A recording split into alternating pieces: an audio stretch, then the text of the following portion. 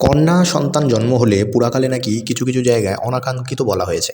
হ্যাঁ, অবশ্যই হয়তো কিছু গোঁড়ামিতার কারণে এই ভুলবশত কুসংস্কার কিন্তু মানুষের মধ্যে ছড়িয়ে পড়ে। কিন্তু মানুষ ধীরে ধীরে এইটা সিভিলাইজেশনের মাধ্যমে কিন্তু ঠিক করেছে। কীভাবে ঠিক করেছে আজকে অবশ্যই আপনাদেরকে প্রমাণ দেব, এবং তার সঙ্গে কিছু ফ্যাক্ট আপনাদেরকে অবশ্যই বলবো। এই যে বইটা দেখতে পাচ্ছেন, এই বইটা হচ্ছে the position of women in Hindu civilisation. মানে মহিলা বা নারীদেরকে হিন্দু সিভিলাইজেশনের মধ্যে কীরকম, মানে পূর্ববর্তীকালে কেমন একটা ইতিহাস ছিল বা তাদের পজিশনটা কেমন ছিল সেই বিষয়ে কিন্তু আলোচনা করা করা হয়েছে। এই পেজের ৬ নম্বর পেজে আপনারা যাবেন, সেখানে একটা ঘটনা বলা হচ্ছে যে সেখানে নাকি বলা হচ্ছে যে বৈদিক শাস্ত্রে বা মহাভারতের যুগে ব্রাহ্মণ মানে নারীদেরকে কিছু অনাকাঙ্ক্ষিত কিছু বলা হয়েছে। যেমন এখানে বলা হচ্ছে কি, আপনারা যদি একটু লক্ষ্য করেন সেখানে আপনি দেখতে পাবেন, as natural consequence of the above circumstances in the literature belonging to the later periods of Hindu civilization past about the undesirability of the birth daughter। মানে এই জন্মের ব্যাপারটা তোলা হয়েছে। এখানে কি বলা হচ্ছে, এখানে বলা হচ্ছে যে মানে হিন্দু সভ্যতার পরবর্তী পর্যায়ে সাহিত্য মানে সমূহের মধ্যে কন্যা সম্পর্কের জন্মকে অনাকাঙ্ক্ষিত বলা হচ্ছে, এমন বক্তব্য ক্রমশ বেশি পরিমাণ দেখা যেতে থাকে। মানে হ্যাঁ, এবং ব্রাহ্মণ গ্রন্থেরও কিছু উক্তি দিচ্ছে এখানে। ব্রাহ্মণ যেখানে বলা হয়েছে যে পুত্র পরিবারের আশার প্রতি কিন্তু কন্যা পরিবারের জন্য দুশ্চিন্তার কারণ। কিন্তু হ্যাঁ, আপনারা এখানে মানে ভেবে নেবেন না যে সনাতন ধর্মে এটা বলা হয়েছে বলে কোনো খারাপ বিষয়, কিন্তু না, ধীরে ধীরে আপনারা বুঝতে পারবেন কেন বলা হয়েছে। এরপর কি বলা হচ্ছে যে সেখানে কি বললো, এই দুশ্চিন্তা মহাভারতেও নাকি সেরকম কিছু এই উক্তি রয়েছে, যদিও এখানে কোনো প্রমাণ উপস্থাপন হয়নি, মানে করা হয়নি।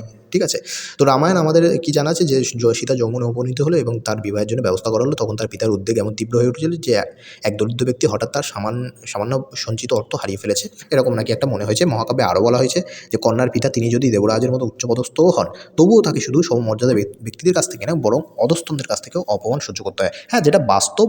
মানে নারীরা একটা কিছু করলে কি হতো, নারীরা একটা কিছু করলে কিন্তু সমপরিমাণ একটা অপমান সহ্য করতে হতো, বা এখনও পর্যন্ত হয়। মানে তখন হতো সেটা সমাজের কারণে হতে পারে, কিন্তু এখনও পর্যন্ত হচ্ছে। ঠিক আছে, তো এইটাই হচ্ছে সেখানে বলা হয়েছে। যদি আপনি পরের পেজে যান, সেখানে কি বলা হচ্ছে আপনারা যদি লক্ষ্য করেন, সেখানেও বলা হচ্ছে, এর থেকে বোঝা যায় যে তারা বলছে, মানে হিস্ট্রি এই বইয়ে বলছে যে এর থেকে বোঝা যায় যে পরবর্তী সাহিত্যে কন্যা সন্তানের জন্মকে অনাকাঙ্ক্ষিত বলা হয়েছে। কিন্তু এইবারে আসছে ফ্যাক্টটা, মানে এতক্ষণ আপনারা যেটা দেখলেন এটা নিয়ে হয়তো ভীমবাদীরা বেশি বেশি লাফাতে পারে যে এই তো দেখো সনাতন শাস্ত্রে মানে ব্রাহ্মণ গ্রন্থে সনাতন হিন্দু ধর্মে এরকম এরকম ছিল। মানে ভাই এখনও রয়েছে, তোমরা সেটাকে শুধরাতে পারছো না ভাই। তোমরা যদি এতই ডেভেলপ করতে পারো তাহলে তোমরাও শুধরে ফেলতে জিনিসটাকে, তোমরা তো পারোনি। তো এবার শোনো ভালো করে, এতে কি বোঝা যাচ্ছে কন্যা সন্তানের নাকি অনাকাঙ্ক্ষিত জন্মকে, এটা জন্ম নিয়ে হচ্ছে যেহেতু, কিন্তু তার প্রধান কারণ নারীত্বের প্রতি ঘৃণা নয়। ভালো করে বুঝুন, এখানেই লেখা আছে ৭ নম্বর পৃষ্ঠায় আপনারা যাবেন, ৭ থেকে ৮ নম্বর পৃষ্ঠা পড়বেন, সেখানে বলা হচ্ছে বরং নারীত্বের প্রতি ঘৃণা নয়, বরং তাকে জীবনে সুষ্ঠুভাবে প্রতিষ্ঠিত করা এবং আরাম আনন্দে জীবনযাপন করতে সক্ষম করে তোলার সর্বগ্রাসী উদ্যোগই ছিল এর মূল কারণ। কেন, এ কথারও উল্লেখ কিন্তু করা প্রয়োজন যে কন্যা পুত্রের তুলনায় কম আকাঙ্ক্ষিত। এই প্রচলিত ধারণাটি জনপ্রিয় হলেও সকল সমাজচিন্তক কিন্তু তা মেনে নেননি। মানে তখনকার দিনেও এই জিনিসটাও মেনে নেয়নি। তাদের মধ্যে কেউ কেউ উপলব্ধি করেছিলেন যে এই মনোভাব সমাজের জন্য মারাত্মক ক্ষতির কারণ হচ্ছে এবং একে প্রতিহত করা উচিত। তাই তারা কন্যার পক্ষে কথা বলেছেন এবং উল্লেখ করেছেন যে পিতৃহত্যা মূলত পুরুষ জাতির মধ্যেই সীমাবদ্ধ। ইতিহাস বা কাহিনীতে এমন কোনো, মানে ইতিহাস বা কাহিনীতে দেখলে, মানে ইতিহাস, রামায়ণ ইতিহাস, মহাভারত ইতিহাস, সেই ইতিহাস কাহিনীতেও এমন কোনো উদাহরণ জানা যায় না যেখানে কোনো কন্যা তার পিতাকে হত্যা করছে। ঠিক আছে, যেমন কুন্তিরও একটা দিয়েছে, কুন্তি এছাড়া লোপামুদ্রের মতো কন্যারাও তাদের পিতামাতাকে ভয়াবহ বিপদ থেকে রক্ষা করেছেন। বিবাহের ক্ষেত্রে পুত্র নয়, কন্যাই পিতাকে পৃথিবীদান বা পৃথিবীদানের মহান পুণ্য লাভে সক্ষম করে, কন্যাই করে সেটা। সুতরাং প্রকৃত অর্থে কন্যাই পুত্রের চেয়ে শ্রেয়। তাই পুত্রের জন্মের অত্যন্ত উল্লসিত হওয়া বা কন্যার জন্মে বিষণ্ণ হওয়া কখনোই উচিত নয়।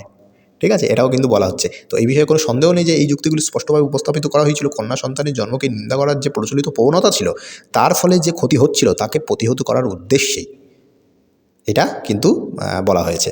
তো আপনারা এর থেকে কী জানলেন যে মানে ইতিহাসেও বলা হচ্ছে যে বৈদিক যুগে এরকম এরকম সমাজে কিছু মানুষ তো থাকবেই, সমাজে কিছু মানুষ এটাকে নাকি কুসংস্কার বা নারীদেরকে কিন্তু মানে জন্মকে অনাকাঙ্ক্ষিত বলা হয়েছিল, কিন্তু না, আসলে তো এখানে পরিষ্কার করে ক্লিয়ারই করে দেওয়া হয়েছে যে তখনকার দিনের ইতিহাসে রামায়ণ মহাভারত বা বৈদিক যুগের ইতিহাসে নারীদের সম্মানটা কতটা উপরে ছিল।